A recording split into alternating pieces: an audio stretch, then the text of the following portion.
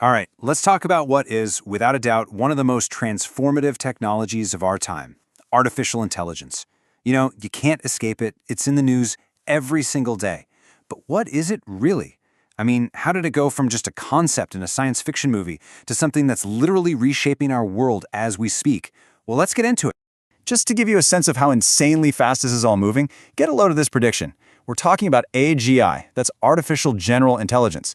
Think of it as AI that can learn or do pretty much any intellectual task a person can. And this quote says it's likely coming in 2026. Now that is a bold prediction. Whether you think it's spot on or totally crazy, it just shows you the incredible momentum here. We're not talking about some distant future anymore. Some of the smartest people in this space are talking about the next couple of years. It's wild. So, to help make sense of all this, here's what we're going to cover. First, what exactly is AI? Then we'll peek inside the AI brain to see how it works. We'll get into why it matters so much right now. And finally, we're going to bust two huge myths, that AI is all about robots and that it's already conscious. Okay, so let's jump right in. What is artificial intelligence really? When we talk about AI these days, all the things you've heard of like ChatGPT, Claude, Llama, what we're mostly talking about is a specific kind called a large language model, or LLM for short. So let's nail down what that actually means. So, what's an LLM? Well, the simplest way to think about it is like this. Imagine a computer program that has basically read the entire internet. We're talking trillions of sentences from books, websites, scientific papers, you name it. And from all that, it builds its own internal understanding of how language works. The key thing here is that it's not just a giant copy and paste machine. It's actually learning the patterns, the context, the grammar, all the subtle connections between words. Right, so that's the million-dollar question, isn't it? How on earth does a computer program learn to understand language? It really does feel like magic, but it's not. It's a structured, even if it's super complex, process. So let's break down how these things are actually trained. It really comes down to these four main steps. First, you've got data collection. You have to gather a mind-boggling amount of text. Then comes the learning phase, where you basically let the AI loose on all that data to figure out the patterns for itself. After that, it gets fine-tuned. Think of this like sending it to grad school to specialize in certain skills like translating languages or summarizing documents. And finally, evaluation. You have to test it again and again to see if it's actually accurate and reliable. And when we say a mind-boggling amount of data, we're not kidding. Just look at this number, 15 trillion. That's the number of tokens, which are basically words or pieces of words that Meta's Llama 3 was trained on. To even try and wrap your head around that, it's like reading the entire English Wikipedia over 4,000 times. And just for some context, an earlier version of ChatGPT was trained on around 374 billion. So you can see this insane exponential growth in data is a huge reason why these models are suddenly getting so incredibly smart. Okay, so we know it's fed a mountain of data. But what's actually going on inside? How does an AI think? This is where we get to peek inside the so-called black box and talk about something called neural networks. So the fundamental idea behind almost all modern AI is something called an artificial neural network. And just like the name says, its structure is directly inspired by our own brains. It's built with these interconnected points called neurons that fire off signals to each other, creating these complex pathways to process information. It's really a rough digital copy of what's happening inside our own skulls. At a really high level, the process is pretty simple to follow. First, you feed some data in. Let's say you ask it a question. That question then travels through all these hidden layers of artificial neurons.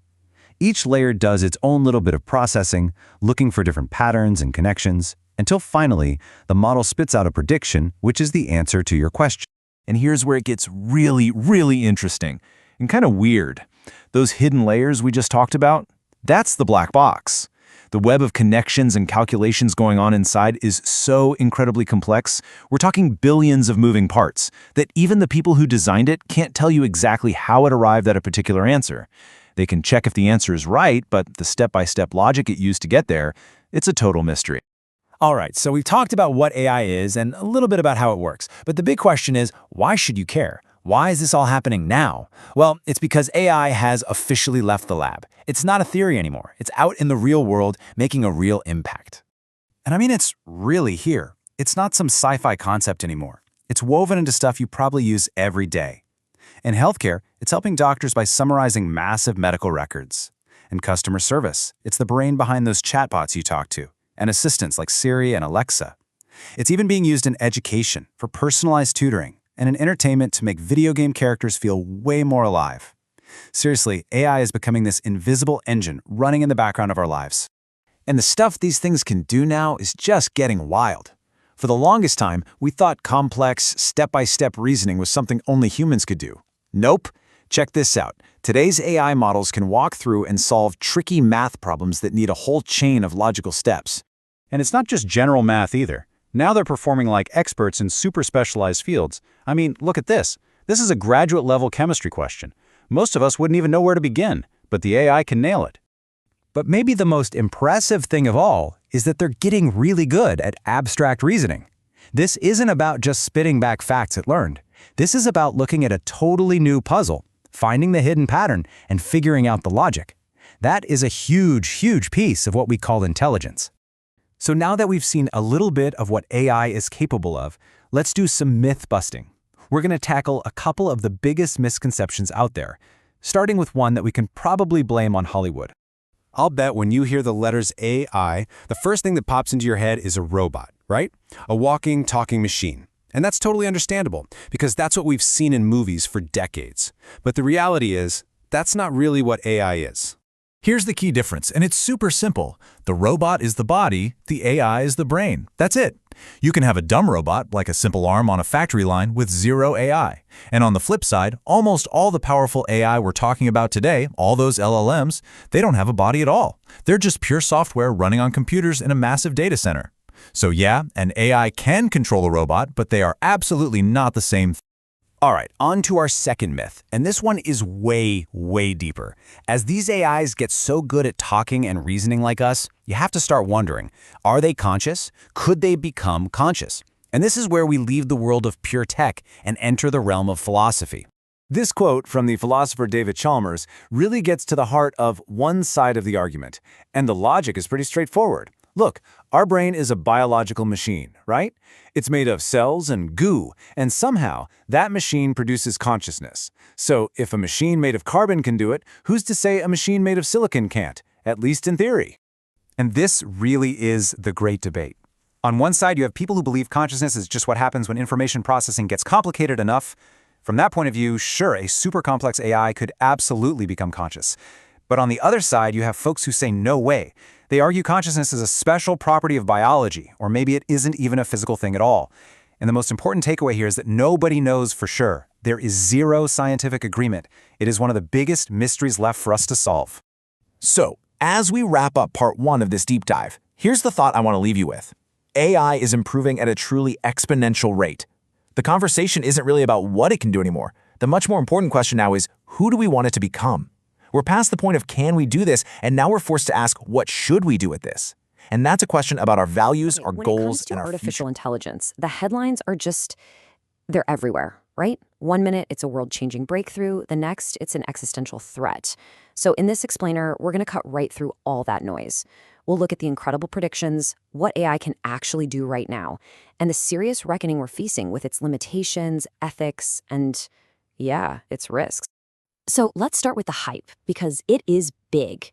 Some of the top experts are predicting the arrival of artificial general intelligence, AGI. You know, that's an AI that can basically match or even surpass human intelligence on pretty much any task.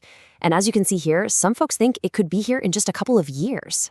And these predictions, they're not just about general smarts. You have people like the former CEO of Google, Eric Schmidt, who believes we are right on the verge of seeing AI achieve superhuman skill in really specialized fields like higher-level mathematics almost immediately.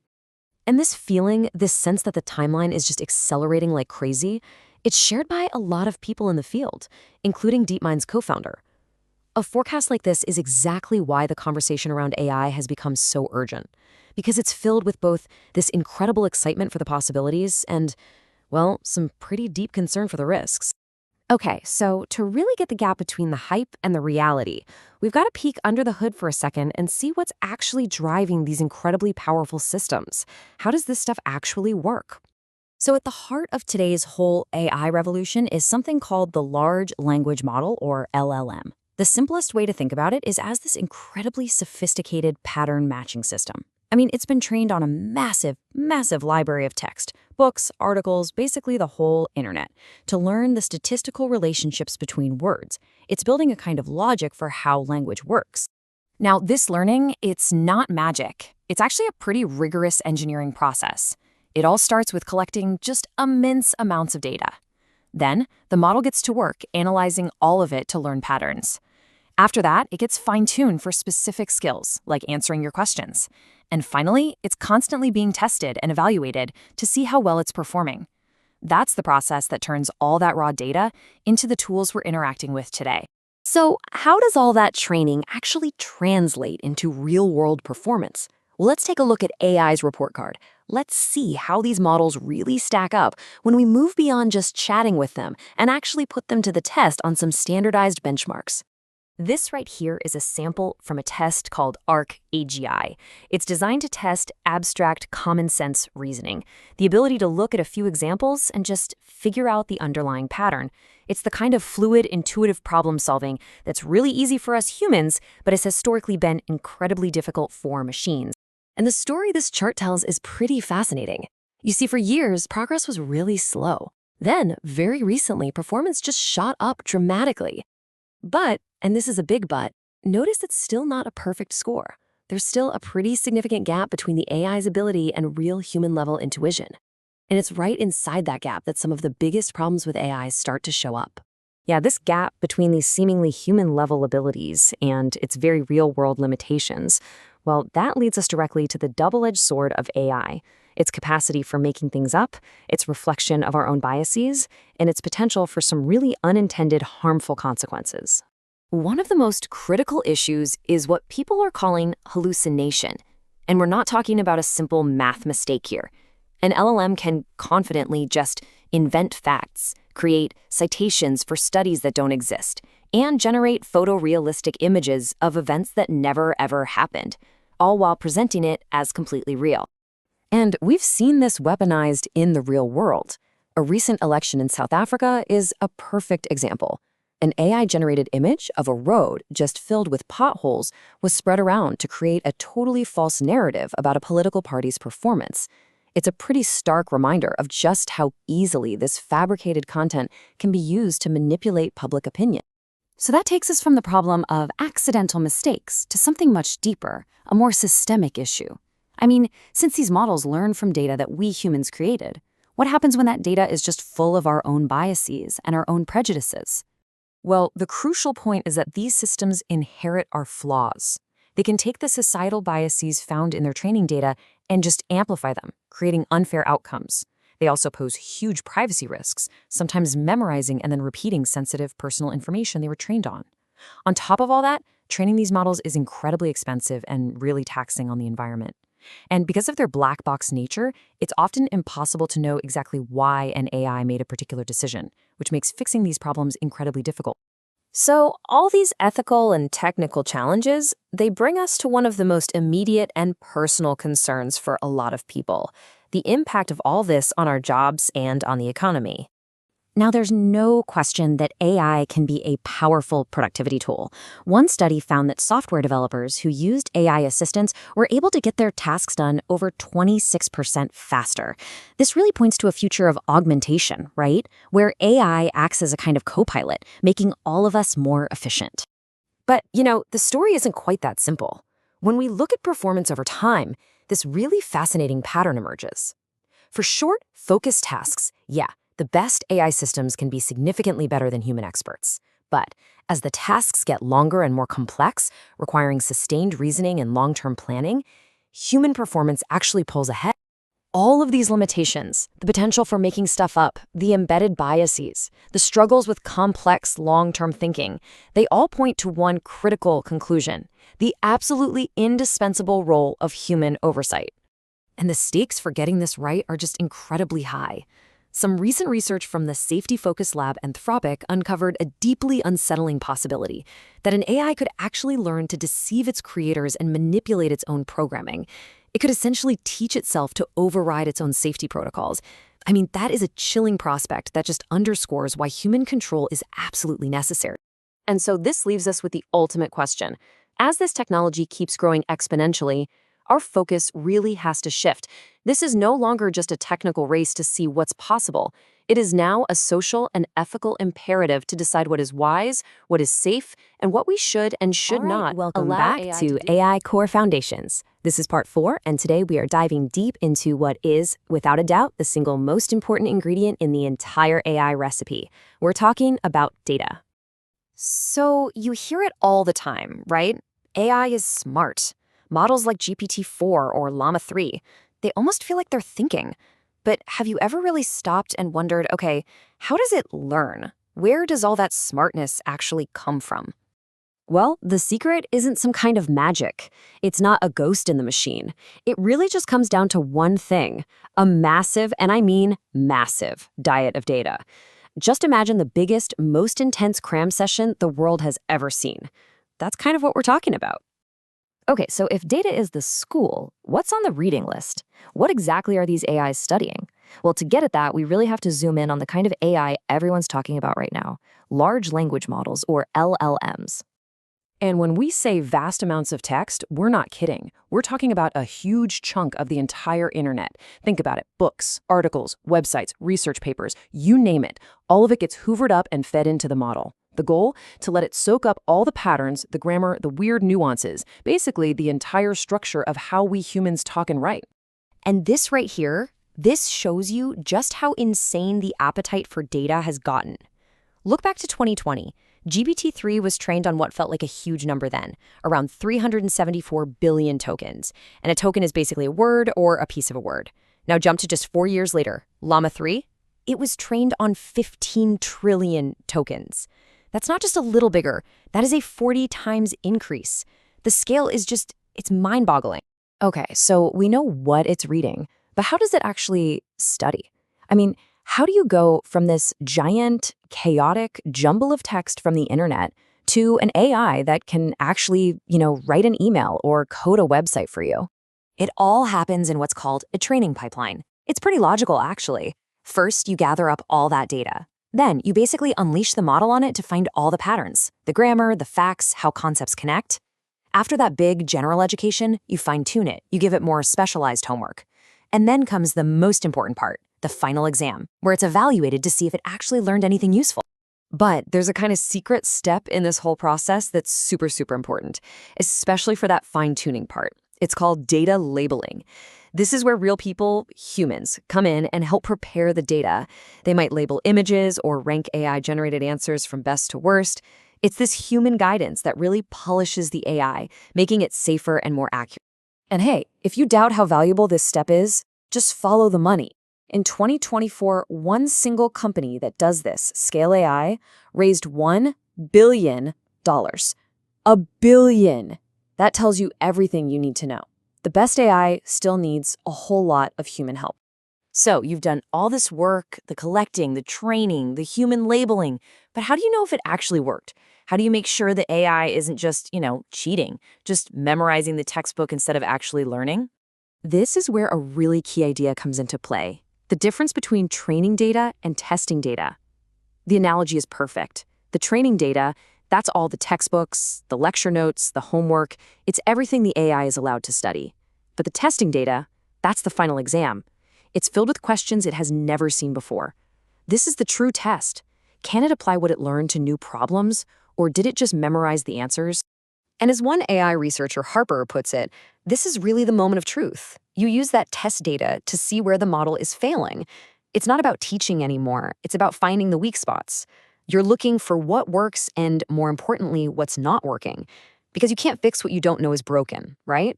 The test data is what shows you the cracks. Now, this whole thing, this entire beautiful pipeline, it all depends on one thing: the quality of the data you put in. So what happens when that data is, well, garbage?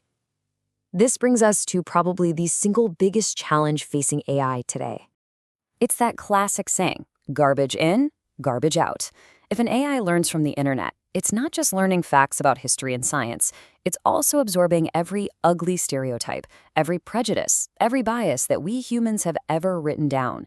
The AI has no moral compass. It's just a pattern matching machine, and it will replicate the patterns it sees, good or bad. And believe me, this isn't just a theoretical problem. It has serious, real-world consequences. Take this example from South Africa. An AI was used to create a totally fake image of a road just riddled with potholes. That image was then used to attack a political party, claiming they were neglecting infrastructure. The picture was a lie, but the political damage was very real. It just goes to show how easily this can be weaponized. And look, bias is a huge deal, but it's really just the tip of the iceberg. You've also got massive privacy concerns. These models can sometimes memorize and spit out personal data they saw online. They're incredibly resource-intensive, using tons of energy. And then there's the whole black box problem, the fact that a lot of the time, we don't even really know how they come up with their answers. So, okay, here's where we are. We have these incredibly powerful, but also flawed and super data-hungry models. And that leads to a really interesting, maybe even a little scary question that could shape the entire future of AI. The question is this: are we going to run out of data? I mean, seriously, we've already fed these AIs most of the high-quality text on the internet. As the models get bigger and hungrier, what happens when there's nothing left to feed them? What happens when the well runs dry? And don't think this is some distant science fiction problem. According to one research group, Epoch AI, the amount of data we use for training is doubling about every 8 months. Every 8 months. At that kind of speed, the supposedly infinite library of the internet starts to feel pretty small, pretty fast. So what's the plan? What do we do? Well, one of the biggest ideas floating around is something called synthetic data. The concept is wild. What if we use AI to generate brand new data to train other AIs?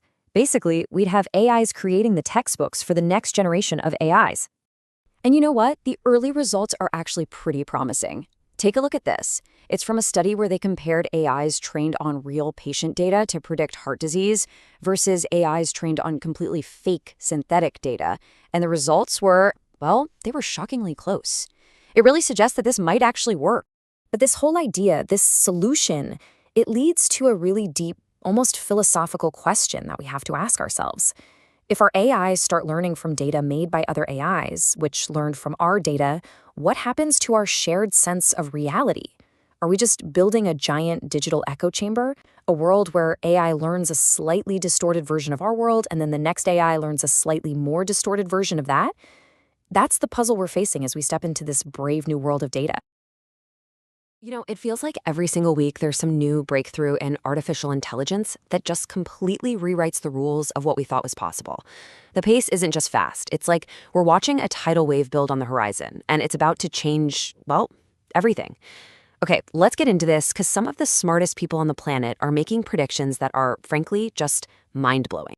I mean, just listen to this from Dario Amodei, the CEO of Anthropic, which is one of the top AI labs out there. He's not talking about a slightly better Siri. He's talking about an AI with the brain power of a country of geniuses. A whole country. And he thinks we're likely to get that in the next 2 to 3 years. That is not some distant sci-fi movie. That's basically right around the corner. And it's not just him. Shane Legg, who co-founded Google DeepMind, is actually putting numbers on it. He says there's a 50-50 shot, a coin flip, of us getting to AGI in the next 3 years. And AGI, artificial general intelligence, that's the big one. That's the holy grail. A machine that can think and reason just like a human on any topic. The momentum here is just staggering. And then there's this one, which is even more specific. AGI is coming in 2026, more likely than not. All of a sudden, the timeline has just collapsed. What we thought was decades away might be just a couple of years out. So while the exact dates are up for debate, the feeling from people on the inside is crystal clear. Something huge is happening, and it's happening way faster than anyone expected. So that just begs the question, right? What on earth is going on under the hood? What's the engine that's driving this insane exponential growth in what AI can do? If we want to understand the predictions, we first have to understand the machine. All right, so let's try and do that. Let's peek inside what everyone calls the black box. We're going to break down the core technology that's powering all the tools you've probably heard of, like ChatGPT, Claude, and Gemini. Okay, so at the very heart of this whole revolution is something called a large language model, or just LLM for short. The simplest way to think about it is this. It's an AI that has basically read a giant chunk of the internet, books, articles, websites, you name it. And by doing that, it's learned all the patterns, the grammar, the context, basically the rules of how we talk. It's the engine that lets an AI write, chat, and even reason. So how do you actually make one of these things? Well, it's pretty much a four-step process. First, you have data collection. You gather just billions and billions of documents. Then comes the learning part, where the model just churns through all that data and finds all the hidden patterns. After that, you fine-tune it. You kind of teach it to do specific jobs, like summarizing an article. And finally, you test it like crazy to make sure it's accurate and reliable. But here's where it gets really weird, and honestly, a little fascinating. Even the engineers, the people who actually build these things, admit there's a big mystery at the center of it all. We know the process we put in, and we can see what comes out, but we don't always know how it gets from A to B. And this quote from an AI expert named Harper really nails it. She's explaining that deep inside the AI's network, there are these layers that are just a bunch of numbers. They aren't labeled verb or sadness or dog. It's just math. But somehow, those numbers are capturing these incredibly complex ideas about the world. It is a true black box. Okay, so if we don't fully understand how they work, how in the world can we measure how smart they really are? Well, one of the best ways is to just test them. You throw the hardest problems you can find at them, problems designed to stump even human experts, and see what happens.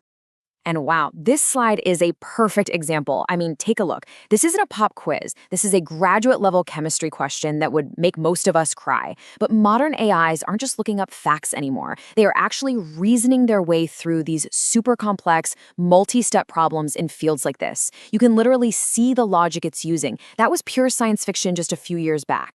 And the data, well, it screams the same story. Look at this chart. It's for a benchmark test that measures abstract reasoning, a really key part of intelligence. Back in 2020, the best AI scored a measly 20%. Just 4 years later, the top model hit almost 76%. That isn't just an improvement, that's a straight-up rocket launch in capability. And it's not just about getting one single answer right. Here you can see a model breaking down a complicated math word problem into logical steps, showing its work just like you'd have to in school. It does one calculation, then the next, to get to the final answer. The big takeaway here is that the depth of their reasoning is getting more and more powerful at an incredible speed. So this isn't just something happening in a research lab with a bunch of scientists. All of this incredible power is already flowing out into the real world, into our lives, into our jobs, changing how we work, how we create, even how we heal. So where are you actually seeing this stuff? Well, pretty much everywhere. The applications are just exploding. We see it in writing assistants that help us with our emails, those customer service chatbots that pop up, and even AI tutors for students. It's also completely shaking up entertainment and, maybe most importantly, making massive waves in healthcare. Yeah, let's just hang on healthcare for a second, because the impact here could be truly life-changing. AIs are already being used to take a super dense, complicated patient file and summarize it instantly, saving doctors a ton of time. They're helping analyze scans to diagnose diseases earlier and more accurately, and they're even helping scientists discover new drugs faster. This is technology that has the potential to literally save lives. Which brings us right back to where we started. With progress moving this fast, what happens next? I mean, where is this all going? Now, like we saw, you have some of the top minds in the field saying AGI is just a handful of years away. But it's really important to know that this is a huge debate. This timeline kind of shows you the spread. You have a bunch of predictions clustered in the next few years. But then you have other brilliant people like Ray Kurzweil aiming for the 2030s, and some who still think it's decades and decades away. Nobody knows for sure. All of this progress is pushing us out of the world of just tech and into some really deep philosophical questions. This quote from the philosopher David Chalmers is so powerful. He basically says, look, the human brain is just a biological machine, right? It's made of meat and electricity, and it produces consciousness. So we have proof of concept. We know it's possible. The question isn't if a machine can be conscious, but how and when. And that really leaves us with the ultimate question, doesn't it? For decades, we've been asking what AI can do. Can it write an email? Can it solve this puzzle? Can it diagnose that disease? But as these systems get smarter and smarter and start crossing these lines we never thought they could, the real defining question of our time might be changing from what can they do to what are they?